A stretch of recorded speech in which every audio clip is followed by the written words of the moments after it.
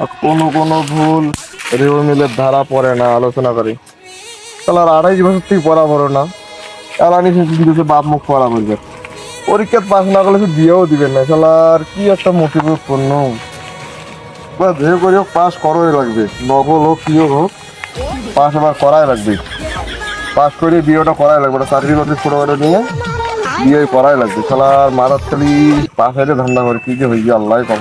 এবার পাস না করে পেলে কি যে হয়েছে। নিম্নে এরূপ ভুলের সংক্ষিপ্ত বর্ণনা দেওয়া হলো। এক পড়া বারবার আর ভালো লাগে না। বান এটাকে ভাতি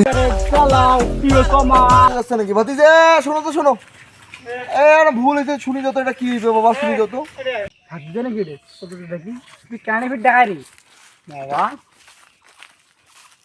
ভাতিজা এটা রেখার ভুল হবে না লেখার ভুল হবে ভাতিজা? মুয়ে তো 26 কি পড়াশোনা করে না, তো বেকার বলে লেখা দিই। ভাতিজা 28 বছর তুই বই খুলি দেখি না, এবার যদি পাস না করে ভাই বাবা বিয়ে উঠিও দিবে না বাড়ি থেকে। যে করি হোক নকল টকল করে হইলেও পাস করা লাগবে ভাতিজা।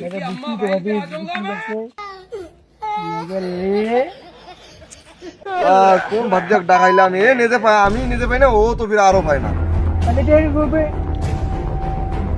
রেখা রেখা রেখা হাদিসে আমি তো দেখছি যে ভাতিজা লেখার ভুল হইবে। লেখার ভুল। ভাতিজা কি হোক হোক এবার কিন্তু পাস করা লাগবে বুঝছেন? শোনো আমি তোমাকে বুদ্ধি দিই, তুমি পাস করার নিয়ম আছে, তুমি পড়াশোনা বাদ দাও। পড়াশোনা বাদ দিয়ে বাদ দিয়ে তো তুমি তো যে আরেক বছর তুমি পড়াই পারো না, 28 বছর থেকে পড়াই পড়িনি। তুমি এখন যদি পড়া তার মার কিছুই ঢুকবে না হাদিসে।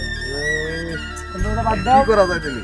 তুমি জীবনে পড়া পড়বে তুমি পাবা না, এলে তোমার বাদ দাও, 26 থেকে 25 বাদ দাও, তুমি নকল করো। আর যদি ধরে পেলে তো একবারে আরো শেষ। না তো হয়নি।